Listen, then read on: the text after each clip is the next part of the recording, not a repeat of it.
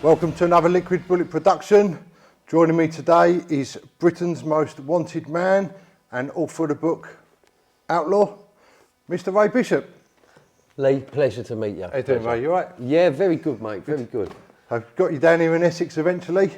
Do you know what? And what a fantastic venue, the gym, the Southend Combat Academy is. It's what a cracking venue. You know, I've been around the fight game on and off, you know, since I was young, and what a lovely venue, fantastic. Yeah. So have you been down to Essex before in your time? Well, this is the thing, and I'll say this, like, part of my reasons for like doing it with you guys, a Liquid Bullet, what a great outfit you've got, and some of the content you've been putting out there. You know, I'm not really one that watches all the podcasts and everything else, but I've watched a lot of your stuff, and especially the Albert Patrick stuff that you've done recently. I found it fucking fascinating. The reason why I found it so fascinating is two reasons.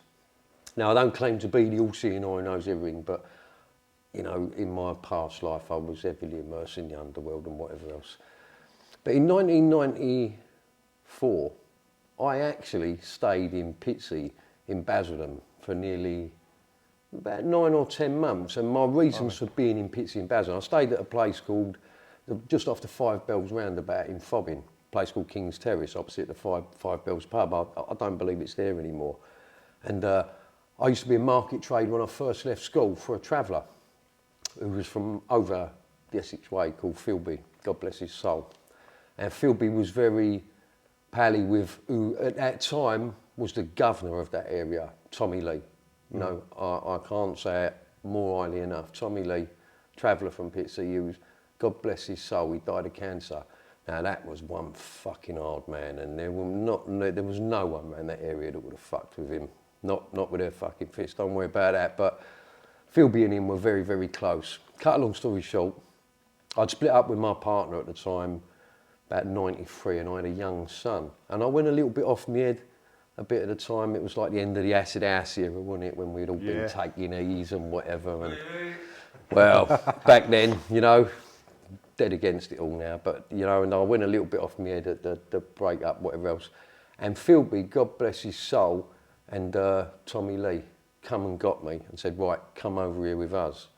And they brought me over to Pitsea, and I stayed with them there. So I went in that Raquel's a bit whatever. So I'm not claiming to be one of the Essex Boys like some fucking people do. I'm not. You know, I didn't know Pat Tate, never met him because he would have been in prison at the time. Yeah, I suppose you. I met Tucker. You know, I met Tucker. Phil and Tommy knew him very, very well. Another couple of travellers there at the time was two brothers, tough brothers, who lived at the back of the Five Bells called Gary and Reuben Stokes. You know, anyone who knows from that area will know these people. Gary and Reuben Stokes, they worked for Tucker at Hollywood's.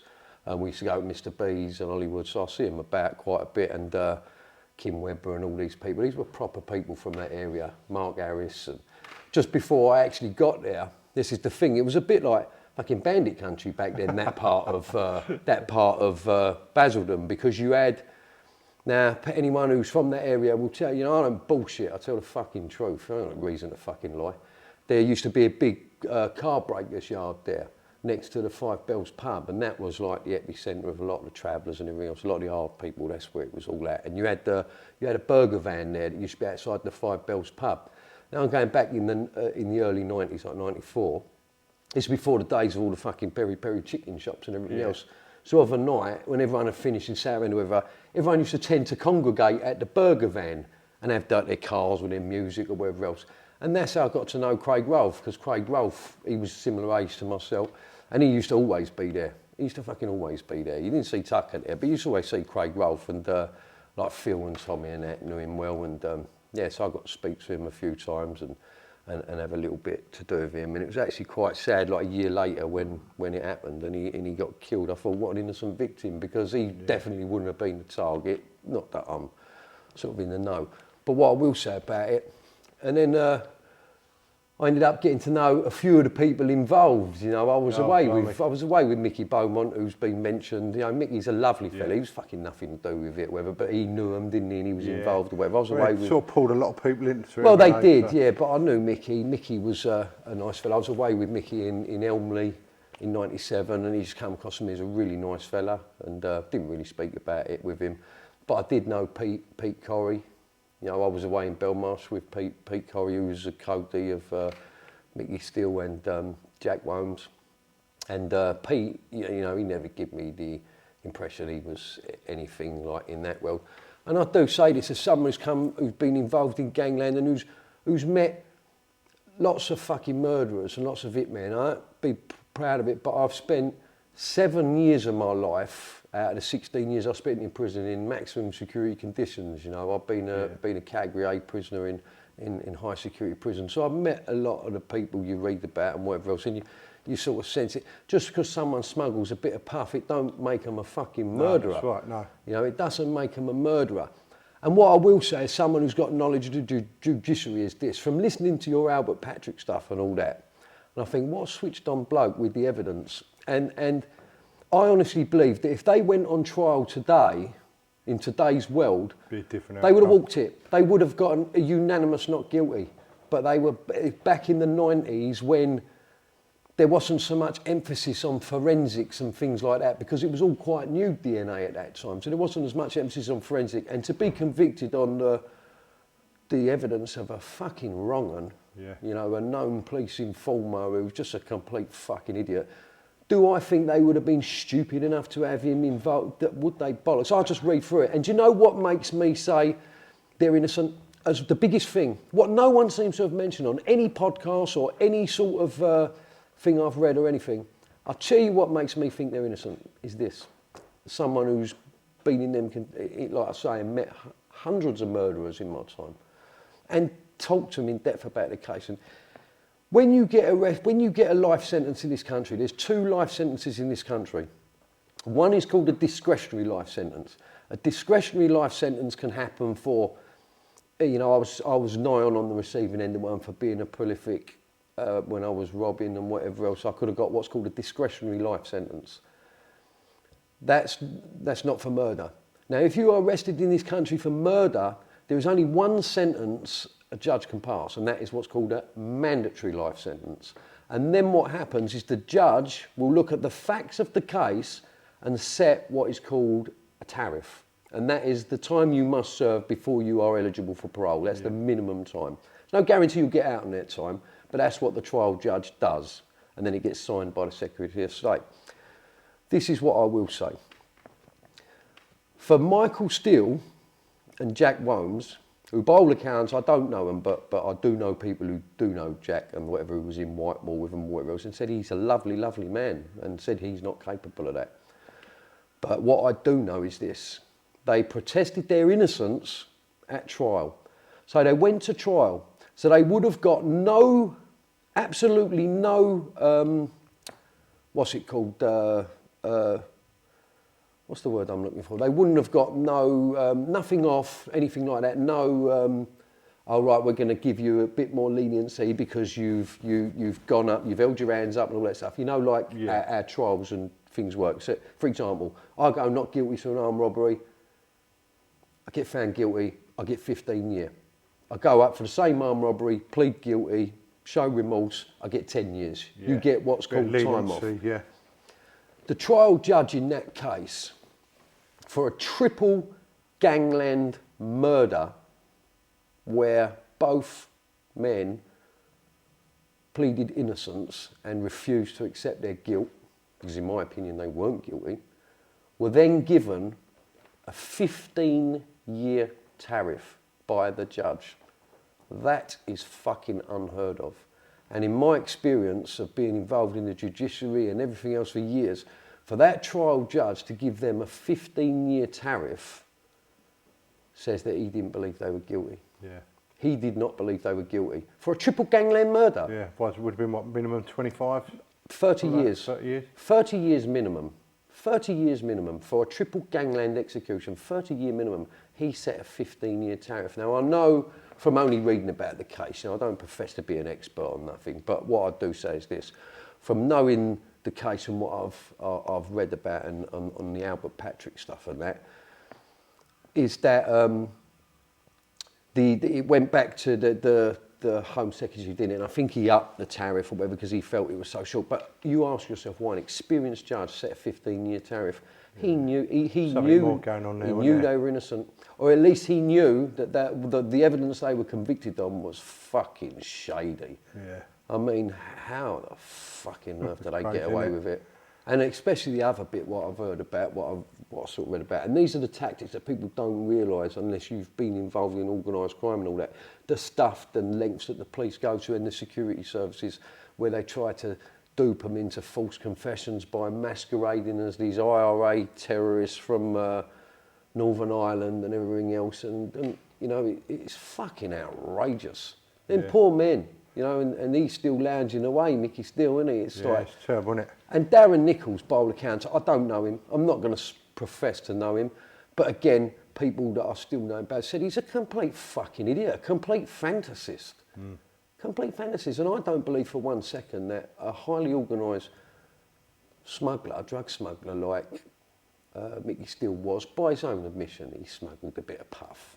Doesn't make him a fucking triple killer. No, that's right, Would no. he have used someone like that as a fucking getaway driver, a complete fucking numpty fantasist? Don't believe it. That is classic police orchestrating a conviction. And what did he have to gain out of it from what I've listened to? He had the most to gain, didn't he? Yeah, of course, yeah. Yeah, they're just complete bollocks. It fucking angers me. It's sad because I've witnessed this before and seen other miscarriages of justice, like, and these incel confessions, and how all of a sudden somebody who's deeply immersed in the criminal underworld and whatever, when they go to give evidence in favour of the Crown, they're to be trusted. But if they're to give evidence in the defence of a appellant or someone, they're not to be trusted. It's absolute bollocks. Yeah. Absolute bollocks, you know. You had a little bit of that yourself in your life, Ray, haven't you? With like sort of a bit of police corruption or filling you up with stuff? Yeah, I mean, like I say, I don't profess to be Mr. Squeaky Clean. You know, the one thing I do is the reason why I do this and I speak out and I do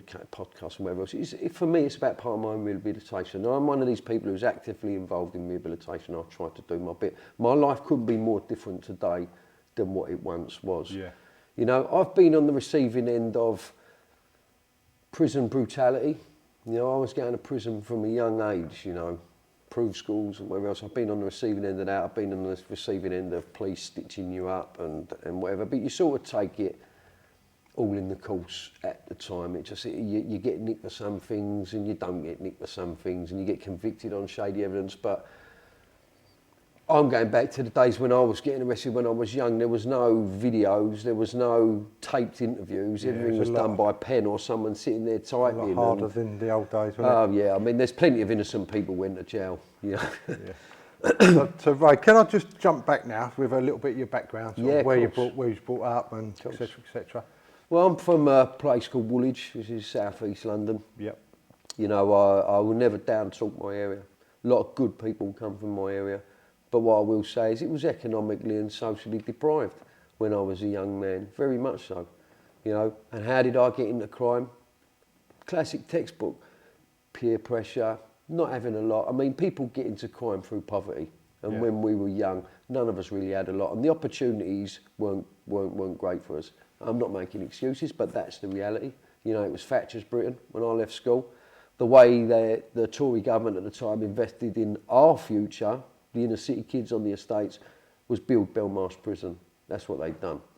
And the police at the time were very tough and they were hard police, you know. They shot two people dead from our area. You know, it was hard, no fuck about policing. You had the SPG units, whatever else.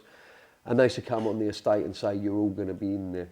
You're all going to be, and that was like, we were marked. So whether you... So they were looking for you, even if you hadn't sort of done anything, they sort of, or step out of line a little bit. Sad thing is like we were all tarred with the same brush. You know, I wasn't one of these big tough kids, and you know, I wasn't. I just wasn't that way. I felt like I got propelled and caught up in that way of life, and just once you're in it, you're in it. Yeah. And it's very hard to get out. I suppose as well, if that's your surroundings, your upbringing, that's what you're used to, isn't it? So that's normality for you.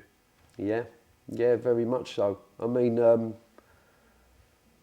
I look back now and I think, you know, the problems we had back then, it's no different to the problems we got now. In fact, now it's probably a lot worse, you know.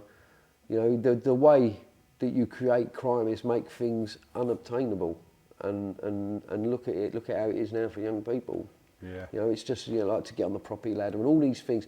It's fucking horrendous. It's like, it's worse now probably than it was back then. And it was hard for us, but I look at it now and it's, yeah, sad. Yeah. Sad. So where did the sort of crime sort of, what age did that start in your life, Ray? What sort of Well, I things started, were you pulled into there? I started with petty crime when I was 14, 15 years old. Shoplifting, the usual little things you do. Yeah. And before I knew it, I was getting pulled into quite serious crime. And the reason why, what happened for me to get involved in quite serious crime is I just happened to come from one of them areas where there was a lot of old school villains in my area. We looked up to them. We didn't have role models, and back then the criminal fraternity, especially the older lot who we looked up to, like the people who were robbing Securicorps vans and whatever else, they were to be respected because they were gentlemanly criminals. They wasn't like the nutters of today running around stabbing each other. They were gentlemanly criminals, you know. They would come back with their spoils and look after people in the plot, especially on the estate. You know, you could go to certain people and say, look, we're a bit short on electric or something, they'd chuck you 20 quid or chuck you 50 quid, or you'd go in a pub one night and there'd be people there, you know they've had a touch because they're flush and they'd be buying everyone drinks, and these were people to be looked up to because they were, in my walk mind at the time, like Robin Hood, sort of charitable people, and robbing from the rich, giving to the poor. well, and they were decent ordinary criminals, that's what I call them, good morals. You'd feel safe for your children in their company, you'd feel safe for your missus in their company, good people, you felt safe in their company, and they were embracing. And they schooled us youngsters, so I had a good education from a young age criminally.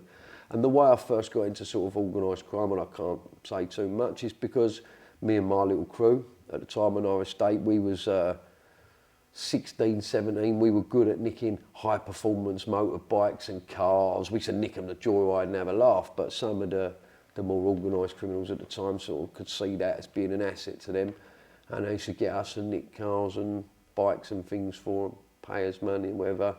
Them cars and I bikes suppose would in be the old used days it was easier to ring cars, wasn't it? It's not like Well, electrical like it is nowadays. They didn't want them for that reason. They wanted them to rob fucking Securicorps vans and different bits of work, and that's what they'd done, you know. And we nicked different cars and things, and at the time I'd see them and know. You didn't ask questions, but you knew what they were getting used for and whatever. So we got pulled in that way, and then eventually you sort of try to emulate these people as you get a bit older. We want to be like them, but we weren't them. Yeah. So we ended up, my little crew and the people around me, we ended up doing lots of crazy crimes, robberies, high street burglaries, and on shops and all these crazy things because we were just totally misguided.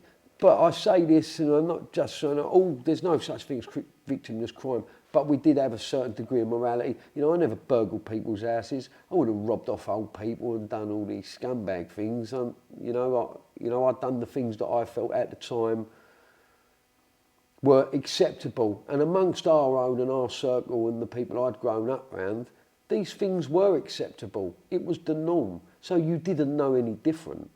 You had that nagging voice inside say, maybe there's another way, but we didn't know any different. I suppose, like if you're stealing from businesses and stuff, it's just a claim off their insurance anyway, isn't it? It's not That's like, the way we It's thought. not like you're going in houses nicking people's personal belongings, is it? Yeah, So, well, I wouldn't have done that. But this is how we thought at the time. Now, as an adult looking back, all crime's wrong. It was wrong what we were doing, but we didn't know any different.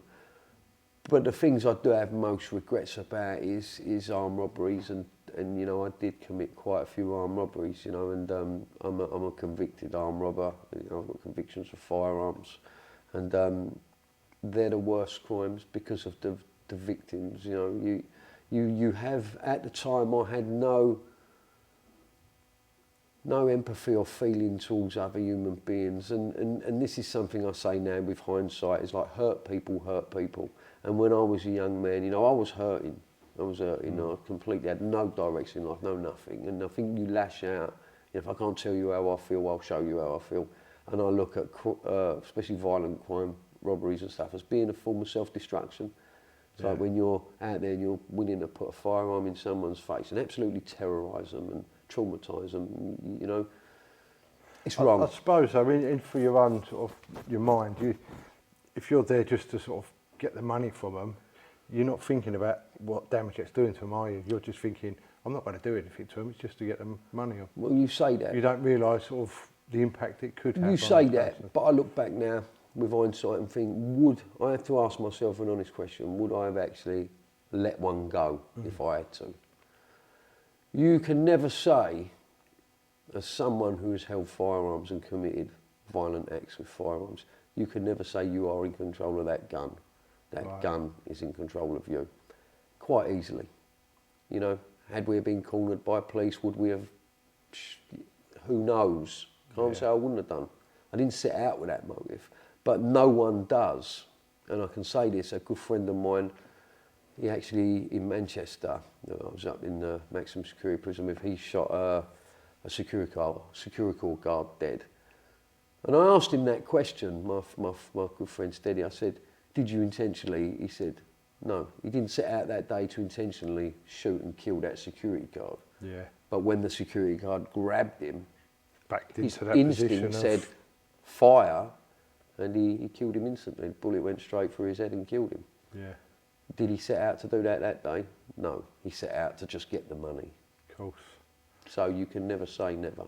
Yeah, I suppose having that in your possession is, like you say, gives you the option to get out of trouble quick, doesn't it? So. Well, it's never going to be good, is it? You know, and at the time, I mean, late 80s, early 90s, in our area, we had what was called the execution squad. Now, I don't know if you know about that. At the time, the Home Secretary, Douglas Hurd, armed robberies were through the roof. And what the Home Secretary done at the time, I can say this now because I've researched it in adult life. We didn't know that at the time, we just knew they were shooting people. But he said, he ordered the police, secretly, shoot a few armed robbers, whether you feel in danger or whatever. And what they hope that would do is act as a deterrent and bring the armed robbery rate down, you know. Yeah, and that's exactly what they've done. Like a scaremanger, if a few have got shot, you're going to think, that's exactly what they've done. They shot people, they shot 2 people dead in our area, robbing a Securicor van, and they shot my other friend as he turned to run to the getaway vehicle. They shot him in the back. Now the thing is, the whole area was surrounded by armed police, but one police officer done all the shooting, so he shot all 3 of them. So what does that tell you? It's like execution squad to bring the armed robbery rate down, and it did have that effect. You know, people like us who were gung-ho and stupid, we were never then going to progress onto the more serious armed robberies. Now, I would always love to have robbed a security van. Everyone has that sort of image in their head that that's where it's at, because at the time people were robbing Securicor vans and getting millions of pounds. But we always wanted to do it, but we never did, because after that it did have the desired effect. Yes, and technology was catching up. You know, you couldn't, it wasn't like before where they used to hijack them and take them to a secluded place and empty them. You had all these things in your data track and being monitored 24 and followed by police, and just the security caught up. So we was just below that era of that armed robber, and we ended up being the fucking idiots that were just game as fuck but aimless and just doing crazy things. And and I ended up getting into the smuggling world as a result. And smuggling as in sort of what, drugs? Smuggling cannabis and that from abroad. And I ended up with a firm that I'd met in prison and ended up working for them and earned quite a bit of money for a period. I'm actually writing a book about it called The Smuggler's Roulette, which I'm halfway through it, because I always knew when I wrote my autobiography Outlaw, I would have to tell that story, because it was like a 3 year period that was so much went on. I thought, I've got to write it. So I've got to write that. And in the end, I ended up, what I actually did get convicted for was being involved in organised crime on the continent. And I was done for being the ringleader of a large people smuggling ring. I got convicted of being knowingly concerned of facilitating the illegal entry of 30 people into the UK. And I got 10 years for that. And while I was on remand for that initially, I'd been deported from France to the UK to face trial in the UK, because they said the offence had been committed against the UK. It was all very shady, because they actually illegally deported me from France. I was arrested in France, and I should have stayed there and been tried out there. But what happened is UK Customs come over, because it was a big operation, and UK Customs come over and arrested me. I'd been arrested by the French in Coquel. UK Customs come over and they said, we've come to make sure that your rights are being adhered to and that you're fit to be questioned. And what we have to do is take you to hospital to get you checked before the French can... And I thought, oh, that seems fair enough. Yeah. So they put me in a van, drove me into the UK control zone and said, you're now in UK territory, you're under arrest for knowingly concerned with a facilitation of... So they told a little white lie there just to get you over. Drove me straight through the Eurostar, straight back to England, remanded me in custody. And whilst I was on remand, I said, right, fuck this, I'm going to escape. So I broke out of court. How did you escape out of a court? So, it sounds really bad, but what I actually done, and this is where it goes on to being the most wanted man. But I was only most wanted man. She's actually on trial. She's in the... Well, what happened is they took me to Canterbury prison, and I plotted how am I going to get out. Now the thing was, I was due to appear at Folkestone Court the next week. Now Folkestone Court, for anyone who doesn't know, is what's called a high security court. And the reason it's a high security court is if anyone gets arrested at the Channel, like Dover, Folkestone, anywhere like that, you get some pretty big cases there. People get arrested with very large drug shipments, all sorts of major criminals or whatever. So their first appearance will be at Folkestone Magistrates. Now, it's not like a normal magistrates court. When you go in the dock in Folkestone, you're surrounded by like bulletproof glass, sort of, to prevent escape, prevent whatever. So it's a high security court. So I thought, well, how the hell am I ever going to get out of there? You're not going to get out of Canterbury prison. Very few people actually escape from what's called a BCAT local prison. So what I actually done, which is not nice, I got a big pen. Yeah. I filled it up with blackcurrant jam and put a paper clip in the end. And when the two prison officers came into the dock with me, because back in them days it wasn't the private security companies, it was prison officers you take to court. Two prison officers, I grabbed one of them, put it to his throat and ordered the other one to open the door, which he wasn't going to do until he knew I wasn't fucking about. And so he opened the door and I managed to get out and escape. And I was on the run for about 4.5, 5 months. Can I just ask you there, Ray, what made you want to escape? Because obviously getting caught is going to impact you for a bigger sentence eventually, isn't it? Well, that's part of the destructive cycle of crime and criminality, isn't it? It's like when you're going through it and you're in trouble, well, I'll make it fucking worse for myself, but you do that subconsciously. But for me at the time, it was like... Fight or flight, innit? Well, very much so, but I knew I'd been fucked as well. And the reason I'd been fucked is because this particular firm that I went to work with, now they were organised Russians, and these were like Eastern European firm, because this is before the days of freedom of movement, and these were Russians and whatever.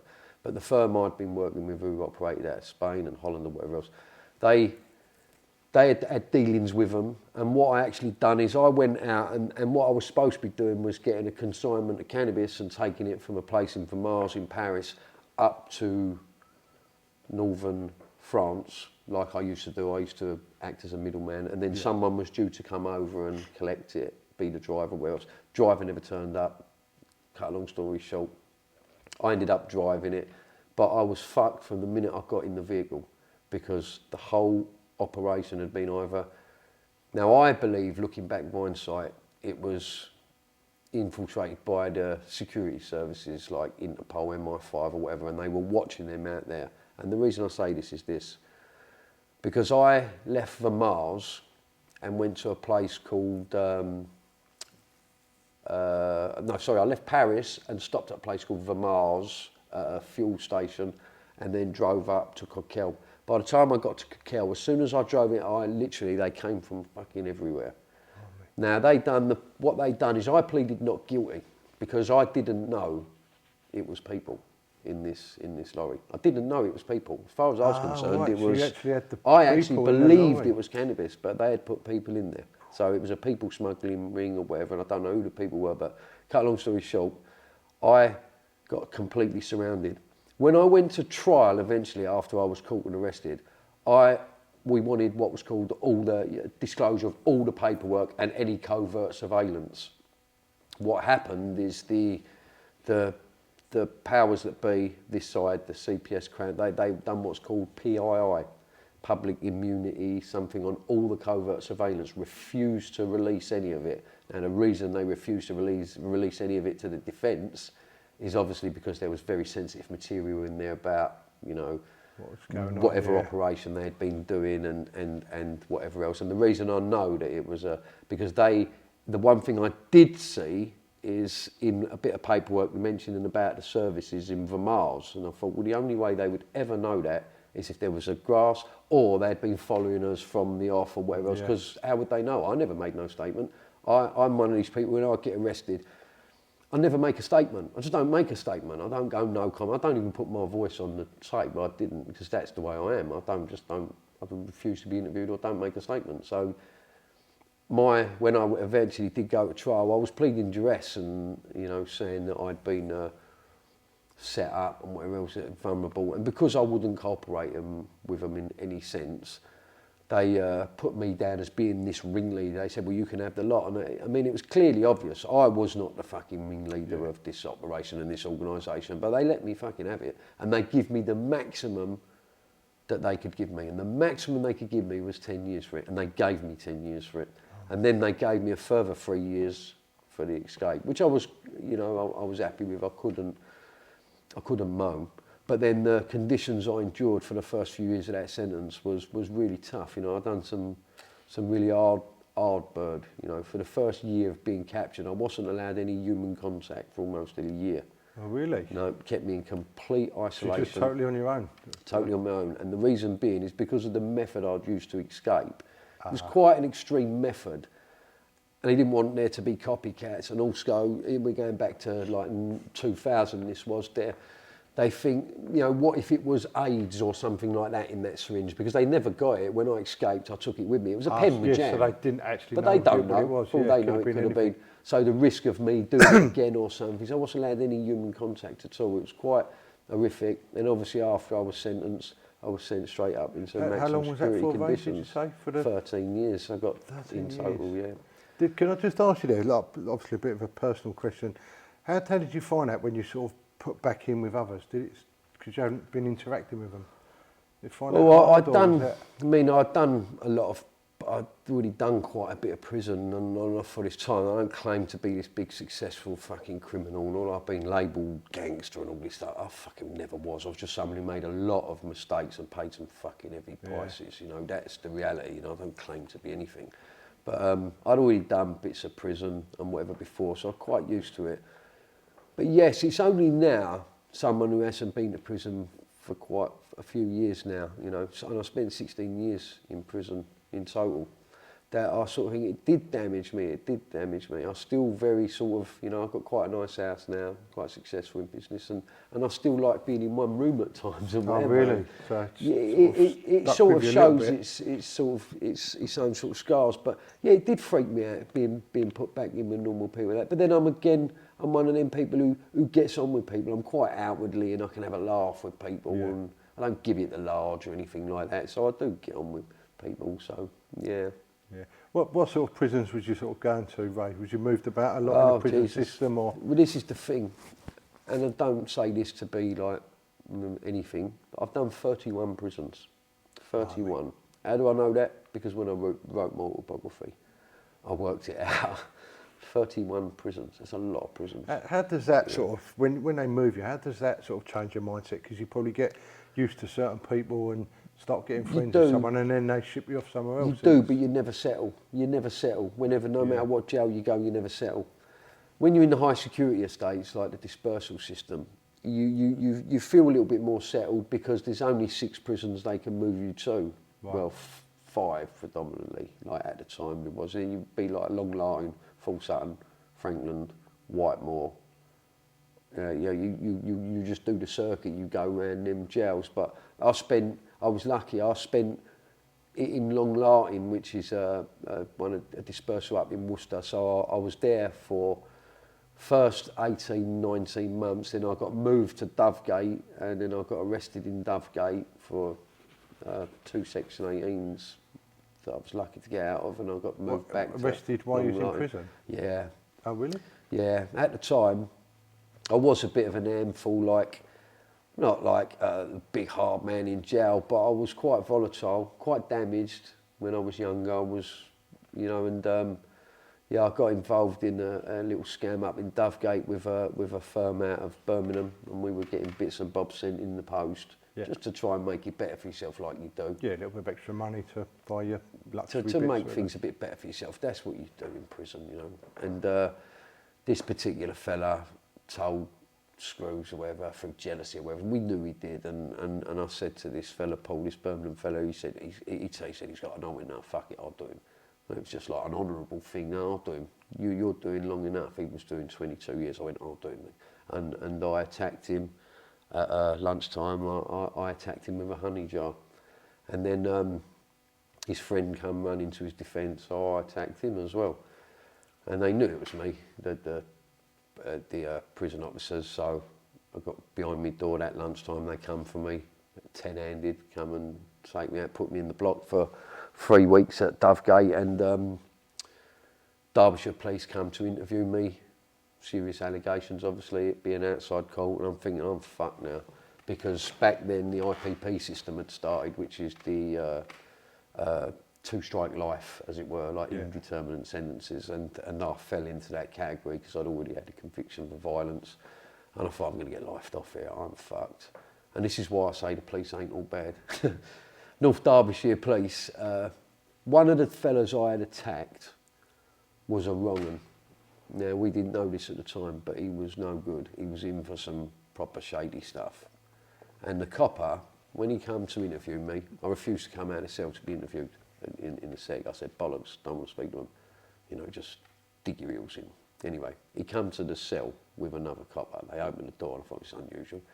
And he looked around like that, and he looked in the cell, he went, listen, we know he's wrong, we don't give a fuck. He said, just say he attacked you, you put your hand up in the honey jar, eat him, and we disregard the other one completely. Just say that, you never hear from us again. Oh, really? Do you know what? I never did. I never did. Nothing happened to me, and that was fucking, you know, they're not all bad. So when you say that guy was a wrong 'un, what do you sort of mean by that? He was in for something shady. He was in for something shady. That's what it was, because they'd moved me there to this new therapeutic wing to try and address my behaviour and outbursts and whatever else I'd agreed. Because when you're in a maximum security prison, you get assessed by psychologists and whatever else because you're considered dangerous, or you wouldn't be there. And yeah, I'd been labelled quite dangerous by a Home Office psychiatrist, and so when I was assessed, first of all, they offered me the Severe and Dangerous Personality Unit at Whitemore, which had just opened, but it was predominantly for murderers and whatever else. But because I'd had a few outbursts and I was a bit volatile, because of the extreme methods I'd used to escape, they offered me it, and I sort of went, whoa, no, I don't really want to go there. So then in the end, they offered me Dovegate, a bit of therapy. And this is when my life started to change. So I went there, and I completely fucked it up by doing that. So the payoff for that was, although no further action happened in the eyes of the police, in the eyes of the prison system, that was it. You're now going backwards. Now what they've done is they sent me straight back to Long Lartin, and they put me in what's called Special Care and Control Unit, which is segregation. In normal prisons you would just call it the seg, but in Long Lartin it was called the Special Care and Control Unit. And the reason it's called that is because what they do with certain prisoners, you know, like you've got the Charlie Bronsons and people's like that. There's a lot of them in the prison system, but you just don't hear about them. They ain't got the same notorious status. Like there's people who have been in the segs years, and they just move them around the dispersals, and they move them around one block to another block. And Long Lartin is pretty much where they send a lot of them for a lay down. People who are on what's called dirty protests, who just, because you've got a lot of them, a lot of rebels. They put me in So these are the guys that have sort of not got too much of an release handful. date. They just don't know what to do with them. Yeah, they just don't know what to do with them. They don't know what to do with them. So I ended up in Long Lartin segregation in the Special Care and Control Unit because they didn't want to put me back on the wing because of the nature of the assaults, and they knew it was me. So it's like they put me into segregation. They put me next door to Bob Maudsley. Now Bob Maudsley, I know a lot of people have read about him and heard about him. Bob will never be released. He's killed 3 people in prison. No, he won't be released. Maudsley, isn't that the guy they call the Hannibal Yeah, Lecter or something? yeah, but Didn't it's he all bollocks. sound to have eaten someone's Yeah, but he brains or didn't. something? He didn't. It's bollocks. He'd done something with a spoon or whatever, and they said, oh, he was eating his brain. He wasn't. I mean, I've not asked him about it, but I did used to speak to him. Very softly spoken Scouser. And when I got out, I used to send him books and that. He's a very very intelligent man. He just likes to be left alone and very quietly spoken Scouser. It's the same guy, isn't it? That guy was a guy that didn't he murder guys that were child Yeah, molesters he or killed something? one in Broadmoor, Yeah. and he killed 2 in Wakefield on the same day, which is like, they call it Monster Mansion, don't they? That's another maximum security prison, but it's 80% of them there are fucking wrong uns, the scum like fucking Leroy Belfield and Huntley and monsters, people who just fucking put them in the chair as far as I'm concerned. But that's their jail. But yeah, he was next door to me, so I remember thinking, fuck my, is this how my life's become? I've got him on one side, 2 cells away, I've got a Ferdy. Now, Ferdy, people who know him from the dispersal system, he allegedly poured a jug of boiling fat over a prison officer's head. He's been in the segregation for 20 odd years, like himself. He ain't been out of the block in 20 odd years, but this is where I am. Now, cut a long story short, because